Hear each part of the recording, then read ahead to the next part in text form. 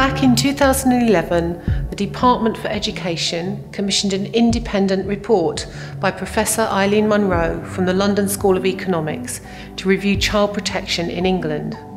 Her report, often referred to as Munro, sets out key recommendations that have subsequently shaped the reform of child protection in England. Her recommendations highlighted the need to reduce bureaucracy and shift the focus from compliance to helping children and families in a coordinated way as early as possible. To put this into context, did you know that of the 33,000 children and young people in Bournemouth, around 1,700 have been identified as in need of a specialist children's service, and around 240 need some sort of protection? Here at the Council, working with many local partners, we've already used the Munro recommendations to help shape our own children's services, and today you're going to hear about 2 initiatives that were launched as a result.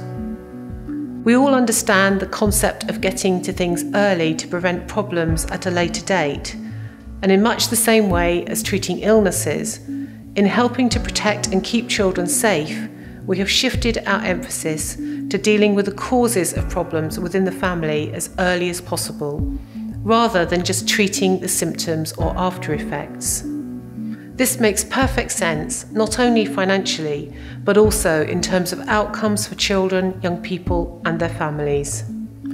Put simply, the earlier we can identify problems, the quicker we can help make things better. So we restructured and created an early help social work team which focuses on working with children and their families before their problems become bigger and require drastic measures such as removing children from their families and taking them into care. Munro also indicated that individual agencies can't do this on their own and need to work closely as partners, recognising that there are lots of touch points in children's lives, many of which are outside the control of any one agency, including the Council.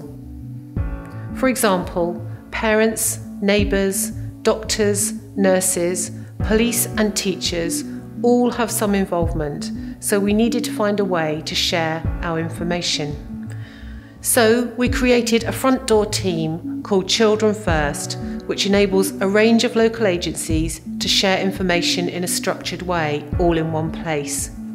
We know that by working together, we can change lives for the better more effectively. You are now going to hear about a real-life case of how Children First and early help actually made a difference to a family here in Bournemouth.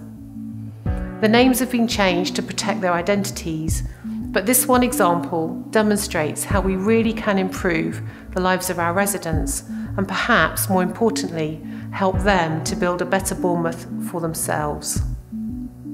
A big part of the Children First offer is that we provide an open door consultation policy for anyone involved with children.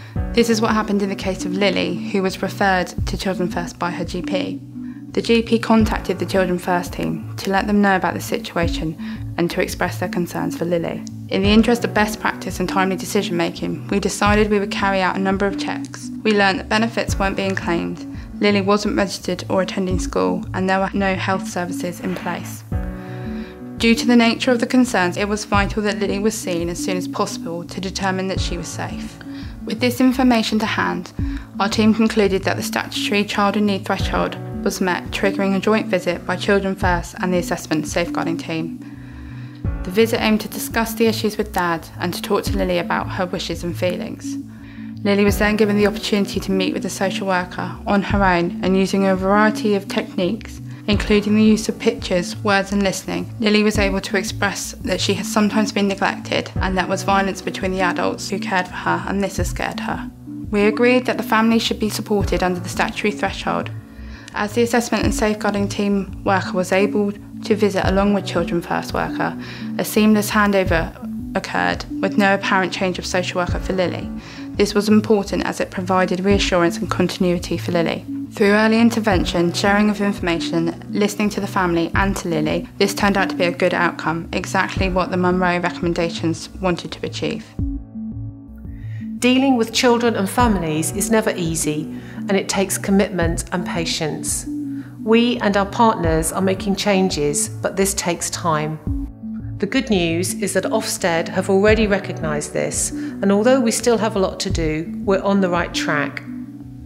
These are just a few things that they had to say about us following a recent inspection earlier this year. Effective action is taken when children are assessed as being at immediate risk of harm. Our Family Solutions team offers a good service to parents in need of early help.